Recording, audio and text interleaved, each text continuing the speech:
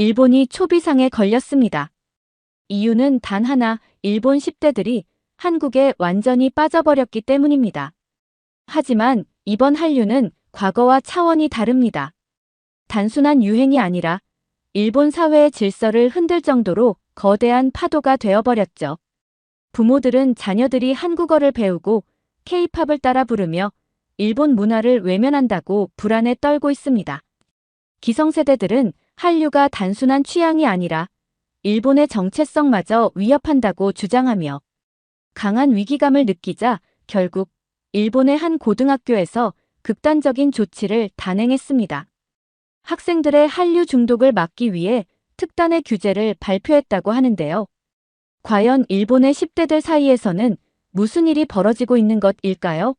지금 바로 사연 시작합니다. 잠깐 영상 시청 전 좋아요 한 번씩 눌러주시면 감사하겠습니다. 안녕하세요. 저는 도쿄 외곽에 있는 시라카와 고등학교에 다니고 있는 사에라고 해요. 저희 학교는 전통과 규율을 엄청 중요하게 여기는 사립학교예요. 학생들은 대부분 차분하고 선생님들은 학업을 최우선으로 생각하는 분위기죠. 교복은 몇십 년째 바뀌지 않았고 복도에는 졸업생들의 낡은 사진들이 걸려 있어요. 뭔가 과거에 멈춰 있는 느낌이랄까요? 그리고 교장 선생님, 진짜 엄격하세요. 조례 시간마다 전통과 예절이 중요하다. 라고 강조하시면서 일본의 문화를 지키는 게 얼마나 중요한지 길게 설명하시거든요. 저는 그런 학교 분위기랑 솔직히 좀 안 맞아요. 그래서 이 학교만큼은 오고 싶지 않았습니다. 그런데 사실 저희 아빠가 정말 보수적이신데 단순히 보수적인 게 아니라 아예 한국을 싫어하는 분입니다. 그냥 싫어하는 정도가 아니라 혐한 관련 책까지 쓰는 작가예요. 일본의 전통을 지켜야 한다면서 한국 문화는 일본 젊은이들의 정신을 좀먹는 독이라는 말을 공공연하게 하시죠. 아빠의 책에는 한류는 일시적인 유행이 아니라 일본 사회를 서서히 잠식하려는 문화 침략이라는 주장까지 담겨 있어요. 아빠는 일본 방송에서도 여러 차례 출연하셨는데 그때마다 일본 젊은 세대들이 K-팝을 듣고 한국 패션을 따라하는 걸 보면 일본의 정체성이 무너지고 있다며 강하게 비판하시곤 했어요. 심지어 한 방송에서는 이대로 가다간 일본의 젊은이들이 한국 문화를 맹목적으로 추종하며 정체성을 잃게 될 것이라며 경고하시기도 했어요. 그럴 때마다 패널로 나온 교수님들이나 다른 출연자들이 고개를 끄덕이며 공감하는 모습을 보면 저는 속으로 한숨을 쉬곤 했습니다. 진짜 저렇게까지 생각할 필요가 있나 싶었거든요. 집에서도 마찬가지예요. TV에서는 한국 방송이 한 번도 나온 적이 없고 심지어 한글이 적힌 제품도 사지 않으려고 하세요. 외식할 때도 절대 한국 음식점에는 가지 않으시고요. 아빠의 책이 출간될 때마다 저희 집에는 비슷한 성향을 가진 사람들이 찾아와 술을 마시면서 한국을 경계해야 한다는 얘기를 나누는 걸 들으면서 자랐어요. 그래서 저는 몰래 한국을 좋아해야 했습니다. 아빠가 집에 계실 때는 이어폰을 꽂고 최대한 작은 볼륨으로 K-팝을 들었고 드라마를 볼 때는 화면 밝기를 낮추고 문 쪽에 항상 신경을 곤두세워야 했어요. 가끔 방문이 덜컥 열릴 때면 심장이 덜컥 내려앉았죠. 한 번은 너무 몰입해서 보다가 뒤에서 갑자기 아빠 목소리가 들린 적이 있어요. 순간적으로 화면을 닫았지만 아빠는 뭔가 수상하다는 듯이 저를 쳐다보셨고 저는 아무렇지 않은 척 책을 펼쳐놓고 공부하는 척했어요. 그날 이후로 저는 더 조심해야겠다고 다짐했죠. 하지만 그날 이후로 아빠는 저를 더욱 주의 깊게 보기 시작하셨습니다. 휴대폰 사용 시간도 체크하고 방문을 갑자기 열어보기도 하시고 심지어 가끔은 제가 어떤 음악을 듣는지까지 확인하려 하셨죠. 그리고 결국 제가 한국 드라마를 보는 걸 딱 걸리고 말았어요. 그때 아빠의 굳은 얼굴 표정은 아직도 잊히지가 않아요. 아무 말 없이 TV를 끄시고 저를 한참 동안 바라보셨죠. 그리고 그날 저녁 아빠는 저를 불러 앉혀놓고 한참을 훈계하셨어요. 내가 한국 문화에 빠지면 안 된다면서. 일본의 젊은 세대가 한국 문화에 잠식당하면 미래가 없다고 말씀하셨습니다. 그리고 바로 다음 날 아빠는 특단의 조치를 내리셨어요. 전통을 지키는 학교에 가야 제가 바른 길로 갈 수 있다면서 시라카와 고등학교에 저를 넣으신 거죠. 그래서 저는 처음부터 여기 오는 게 너무 싫었어요. 하지만 그렇다고 해서 제 한국 사랑이 사라진 건 아니었습니다. 오히려 더 깊어졌죠. 저는 여전히 한국 문화에 푹 빠져 있어요. K-팝, K-드라마, 한국 패션, 그리고 한국어까지. 그냥 좋아하는 정도가 아니라 거의 중독 수준이에요. 제 하루는 한국 콘텐츠로 시작해서 한국 콘텐츠로 끝난다고 해도 과언이 아니거든요. 아침에 일어나면 제일 먼저 확인하는 게 K-팝 아이돌들의 최신 뉴스고 등굣길에는 한국어 단어를 외우면서 이동해요. 점심시간에도 친구들과 몰래 한국 드라마 이야기로 수다를 떨고 집에 돌아오면 방에서 몰래 한국 유튜버들이 올린 브이로그나 한국 화장법 영상을 보면서 하루를 마무리하죠. 저는 한국 스타일을 너무 좋아해서 교복 안에 입는 셔츠도 최대한 한국 패션 느낌 나게 코디하려고 해요. 한 번은 한국에서 직구한 가디건을 입고 갔다가 선생님께 규칙 위반이라고 혼난 적도 있었어요. 하지만 전 포기할 생각이 없어요. 한국 화장품, 한국 스낵, 한국식 카페 분위기까지. 저는 한국의 모든 게 너무 좋거든요. 그리고 저만 그런 게 아니에요. 우리 학교에도 저처럼 한국을 동경하는 친구들이 정말 많아요. 쉬는 시간마다 몰래 BTS나 블랙핑크 노래를 듣고 점심시간에는 카톡을 쓰듯이 한글로 메모장을 켜놓고 대화하는 친구들도 있죠. 이 학교에 오긴 했지만 우리는 절대 한국 문화를 포기할 생각이 없었습니다. 하지만 이런 한류 열풍이 학교의 모든 학생들에게 환영받는 건 아니었어요. 사실 한류가 너무 강해지면서 저희 학교에서 갈등이 생기기 시작했거든요. 어느 날 쉬는 시간에 카즈키가 친구들과 자연스럽게 한국어로 대화를 나누고 있었어요. 그런데 갑자기 옆에서 듣고 있던 쇼타가 화난 표정으로 여기가 일본인데 왜 한국어를 쓰냐면서 화를 내더라고요. 그 순간 교실 안이 조용해졌어요. 그 말이 떨어지자마자 분위기가 싸늘하게 변했죠. 그때 좋아하는데 한국어 좀 쓸 수도 있지 않나? 라고 반박한 친구들도 있었지만 일부 친구들은 고개를 끄덕이며 맞아 일본에서 한국어를 쓰는 건 좀 이상하지 않아? 라며 동조하기 시작했습니다. 그런데 문제는 그날 이후였어요. 카즈키가 점점 따돌림을 당하기 시작했거든요. 쉬는 시간마다 혼자가 되어갔고 누군가 카즈키의 책상에 낙서를 해놓거나 신발장에 이상한 쪽지를 넣기도 했어요. 심지어 어떤 날은 체육 시간에 누군가 일부러 카즈키의 체육복을 숨겨버렸어요. 그리고 어느 날 하교길에 심각한 사건이 벌어졌습니다. 몇몇 학생들이 카즈키를 둘러싸고 노골적으로 조롱하기 시작한 거예요. 한국이 그렇게 좋으면 그냥 한국 가서 살지 그래. 라면서요. 심지어 타쿠미는 휴대폰을 꺼내 몰래 그 장면을 찍기까지 했어요. 그 영상은 며칠 후 학생들 사이에서 돌기 시작했고 결국 카즈키를 향한 조롱은 더욱 심해졌습니다. 쉬는 시간마다 아이들은 일부러 카즈키 앞에서 한국어를 흉내내며 놀렸고 복도에서는 일부러 그를 밀치는 학생들까지 나타났어요.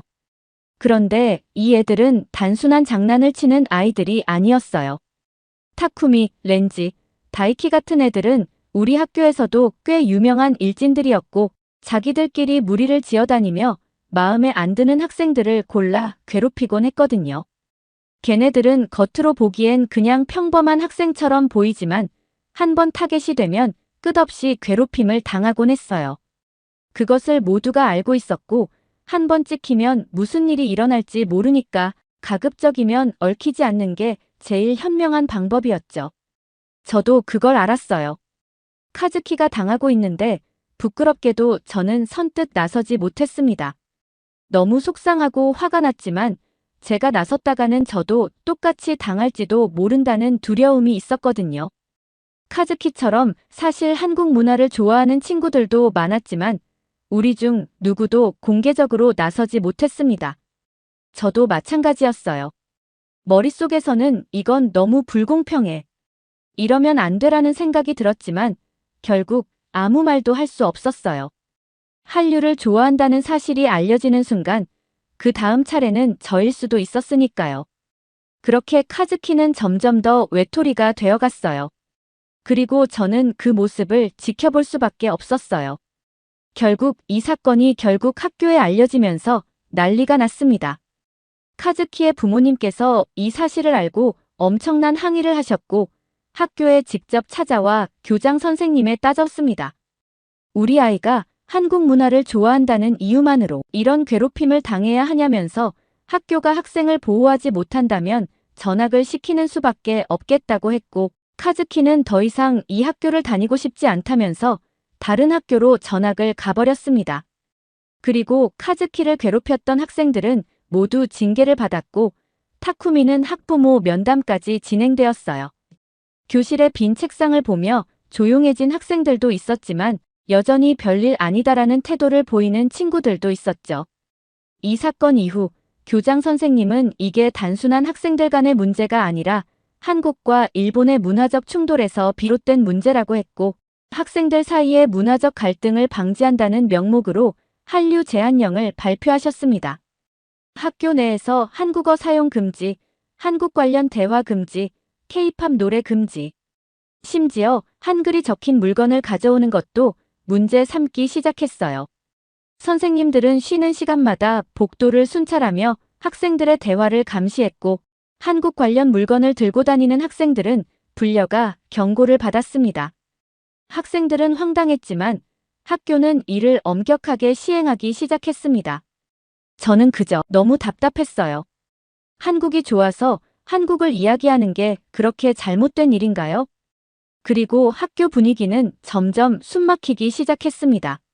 선생님들은 한국 문화에 대한 모든 것을 단속하기 시작했고 학생들은 걸리지 않기 위해 몰래 한국 관련 이야기를 해야 했죠. 저와 제 친구들은 자유롭게 한국 문화를 즐기지 못하는 게 너무 답답했어요. 그래서 우리는 비밀리에 주말마다 신주쿠에 있는 한인타운 시노쿠보로 향했어요. 그곳에서 한국 음식을 먹고 한국 화장품을 사고 마치 한국에 온 듯한 기분을 느끼면서 억눌린 욕구를 해소했죠. 그러던 어느 날 또 사건이 터졌습니다. 저는 쉬는 시간에 노트에 제가 좋아하는 한글 단어를 쓰고 있었어요. 한글이 쓰면 쓸수록 너무 예뻐서 계속 쓰고 싶었거든요. 그런데 갑자기 뒤에서 익숙한 비웃음이 들려왔어요. 뭐야, 또 한국이야? 그렇게 한국이 좋으면 가서 살아라. 뒤를 돌아보니 타쿠미와 그의 무리들이 서 있더라고요. 그리고 렌지가 제 노트를 빼앗으려 하자 저는 얼른 감췄지만 다이키가 비웃으며 이제 너도 카즈키처럼 되고 싶냐고 비아냥거렸습니다. 그 말의 순간 머릿속이 하얘졌어요. 카즈키가 어떻게 당했는지 알기에 무섭다는 생각이 들었지만 동시에 화도 났거든요. 저는 차분하게 그냥 좋아하는 것을 하고 있었던 것인데 너희가 무슨 상관이냐고 떨리는 목소리고 말했습니다. 그러자 타쿠미는 코웃음을 치며 학교 규칙이고 한류 따위에 빠진 애들은 이 학교에서 설 곳이 없다고 단호하고 말했어요. 그 순간 복도에서 우리를 지켜보던 몇몇 학생들이 움찔했어요. 저처럼 한국을 좋아하지만 겁이 나서 숨기고 있는 친구들이었죠. 저는 숨을 깊이 들이마시고 용기를 내보기로 했어요. 학교 규칙? 그게 그렇게 중요하면 왜 일본의 자유로운 문화는 못 지키는데? 우리는 그냥 우리가 좋아하는 걸 좋아할 자유가 있는 거야. 주변에서 작은 웅성거림이 일었어요. 하지만 타쿠미는 여전히 비웃으며 그 잘난 척은 얼마나 버틸 수 있을지 두고 보자고 으름장을 놓았습니다. 그렇게 말하며 그들은 떠났고 저는 안도의 한숨을 쉬었어요. 하지만 저는 알았어요. 이게 끝이 아니라는 걸. 이제 정말로 싸울 때가 온 거예요. 그런데 그날 이후 복도에서 저를 바라보는 시선이 달라졌어요. 일부 학생들은 여전히 두려워했지만 몇몇 친구들은 조심스럽게 제게 다가와 속내를 털어놓기 시작했거든요. 그러던 어느 날 점심시간에 교실 구석에서 몰래 한국어 단어장을 보고 있었는데 미유가 조용히 다가와 제 옆에 앉았어요. 미유는 평소에 조용한 아이였는데 그날따라 망설이면서도 할 말이 있는 듯 했어요. 미유는 자신도 한국어를 배우고 있는데 혼자 하려니까 너무 어렵다고 같이 공부하자고 하더라고요. 그 말을 듣고 저는 깜짝 놀랐어요. 미유뿐만 아니라 주위를 살펴보니 에리카, 나나, 그리고 몇몇 친구들도 조심스럽게 우리 쪽을 바라보고 있었거든요. 그날 이후 우리는 조용히 모이기 시작했어요. 쉬는 시간에는 한국어 단어를 공유하고 수업이 끝난 후에는 도서관에서 몰래 K-팝 댄스를 연습하기도 했습니다. 그렇게 우리는 서로 같은 관심사를 가지고 있다는 사실만으로도 큰 힘이 되었어요. 그러던 중 학교에서 축제 준비를 시작한다는 소식이 들려왔어요. 교장 선생님은 전통을 강조하는 공연을 준비하라고 했지만 저는 생각했어요. 이건 기회야. 우리가 얼마나 한국 문화를 사랑하는지 보여줄 수 있는 기회. 저는 친구들에게 조심스럽게 제안을 했어요. 우리가 이번 축제에서 한국 문화를 주제로 무대를 만들어 보면 어때? 처음에는 다들 걱정했지만 시간이 지나면서 하나둘씩 동의하기 시작했어요. 우리는 더 이상 숨고 싶지 않았거든요. 그렇게 우리는 몰래 축제 무대를 준비하기 시작했어요. 하지만 우리가 계획을 세우는 동안 타쿠미 무리는 뭔가 수상하다는 걸 눈치채기 시작한 것 같았습니다. 연습이 거듭될수록 우리는 더욱 단단한 팀이 되어갔어요. 쉬는 시간마다 강당 구석에서 몰래 동작을 맞추고 방과 후에는 학교 근처 공원에서 비밀 연습을 했어요. 처음에는 어색했던 동작들이 점점 자연스러워졌고 모두가 자신감을 가지기 시작했어요. 하지만 이 분위기를 타쿠미가 가만둘 리 없었어요. 어느 날 우리가 연습을 마치고 교실로 돌아가려는데 타쿠미와 그 무리가 강당 앞에서 기다리고 있었어요. 그들은 비웃으며 우리가 들고 있던 연습 노트를 빼앗아 펼쳐보았어요. 뭐야, 진짜 축제에서 이걸 할 생각이야? 한류 금지된 거 몰라. 타쿠미가 비꼬듯 말했어요. 순간 가슴이 철렁했어요. 만약 이 사실이 선생님들에게 알려지면 축제 무대에 설 기회조차 없을 거예요. 하지만 저는 물러서고 싶지 않았어요. 우리가 뭘 하든 너랑은 상관없잖아. 저는 담담하게 말했어요. 하지만 타쿠미는 코웃음을 치며 말했어요. 상관없다고. 이건 규칙을 어기는 거야. 학교에서 너희가 이런 걸 하면 그냥 넘어갈 것 같아. 분위기가 험악해지려던 그때 미유가 조용히 제 옆으로 다가왔어요. 그리고 뒤를 돌아보니 에리카와 나나도 제 옆에 서 있었어요. 그제야 저는 깨달았습니다. 이제 더 이상 저 혼자가 아니라는 것을요. 우리는 함께 맞설 수 있었어요. 타쿠미는 우리가 쉽게 물러설 생각이 없다는 걸 깨달았는지 짜증난 표정을 지었습니다. 좋아. 어디 한번 해보라고. 근데 기대는 하지 마. 너희 무대가 올라가기나 할지 모르겠네. 그렇게 말하고 그는 비웃으며 사라졌어요. 그날 이후 우리는 더욱 열심히 연습했어요. 그리고 마침내 축제 당일이 되었습니다. 학교 축제는 저희에게 절호의 기회였어요. 학생회가 중심이 되어 운영하는 행사였기 때문에 우리는 교묘하게 한국 문화를 녹여 넣기로 했어요.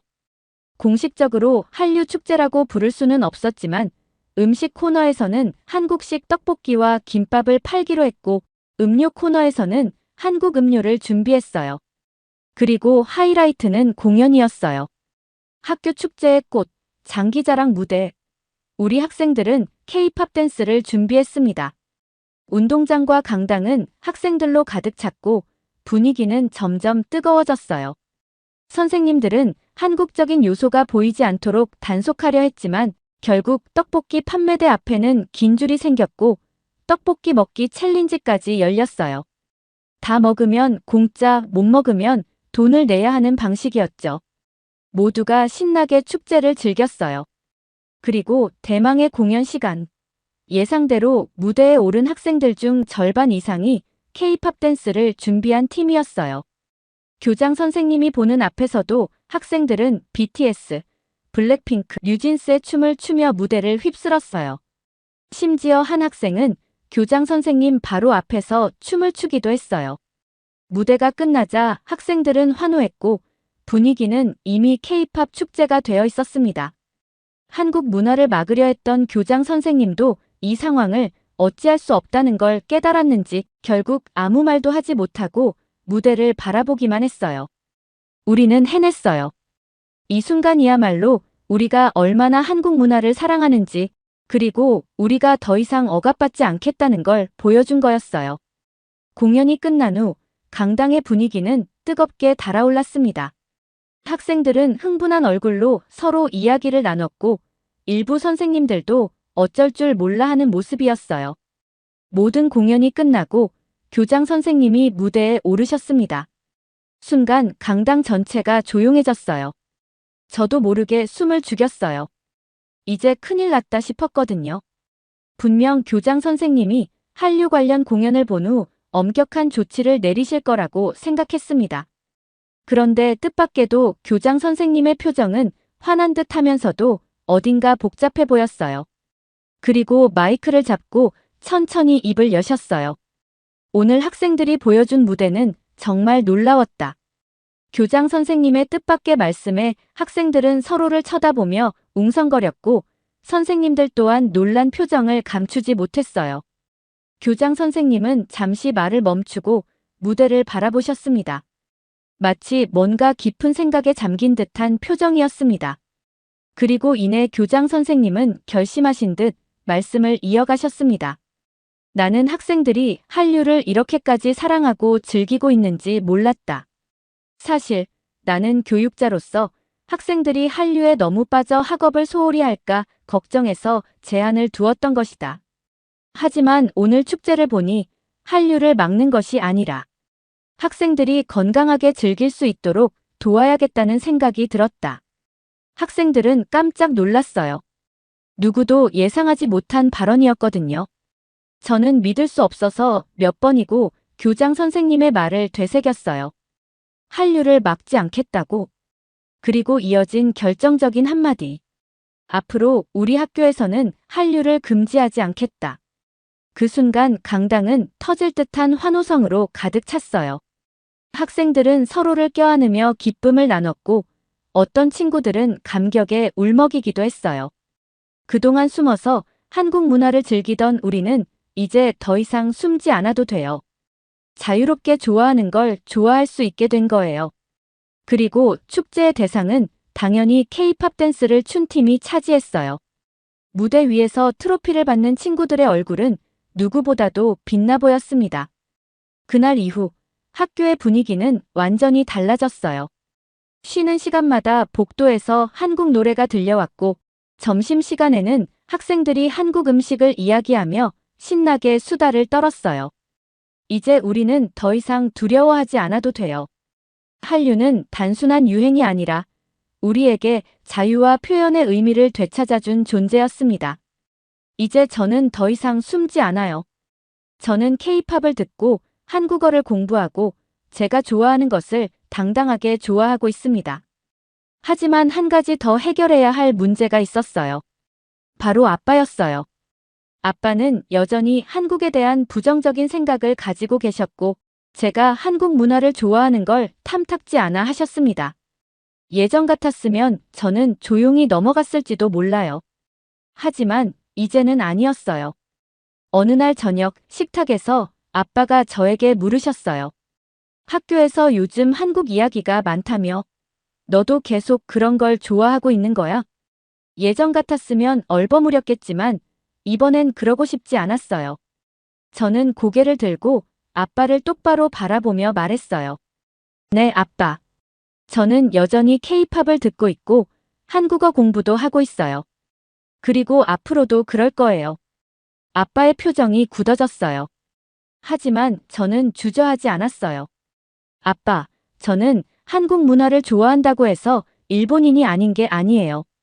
그리고 제가 뭘 좋아하는지는 제가 정하는 거예요. 아빠도 제 취향을 존중해 주셨으면 좋겠어요. 잠시 침묵이 흘렀어요. 아빠는 한숨을 쉬며 저를 바라보셨어요. 그 일로 한동안 아빠와는 말을 하지 않고 지냈습니다. 그러던 어느 날 아빠는 저를 부르시더니 조용한 목소리로 말씀하셨어요. 거실 소파에 앉아 계신 아빠의 표정은 예전과 달랐어요. 무언가 결심한 듯한 눈빛이었죠. 저는 망설이다가도 아빠 앞에 앉았어요. 그러자 아빠는 잠시 말없이 저를 바라보시더니 조용히 입을 여셨어요. 내가 아빠라고 해서 네가 좋아하는 것까지는 막을 순 없는 것 같다.